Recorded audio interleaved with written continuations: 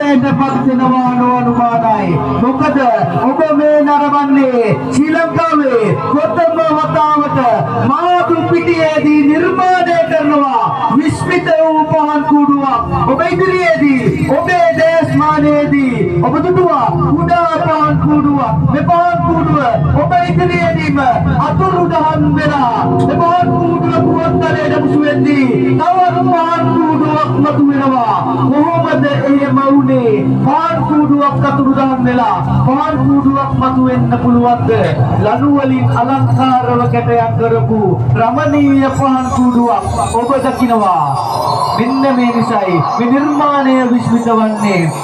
සියලු දෙනාම මොහොතක් බලන්න කැටයම් කලාවට එහා ගිහින් ලනු වලින් අලංකාරව කැටයම් කරලා නිර්මාණය කරනවා අලංකාර රමණීය පහන් කුඩුවක්.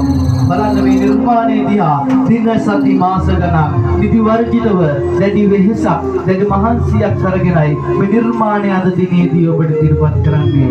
ඒ වගේම අපගේ ස්වාමීන් වහන්සේලා දිවයින පුරාම මාපිය වන්දනා වැඩසටහන් පවත්වන්නේ මෙන්න මේ දෙමව්පියන්ට සැලකීමේ අගය කියලා දෙන්න. සියලු දෙනාම අර කුටිය දෙස මොහොතක් බලන්න.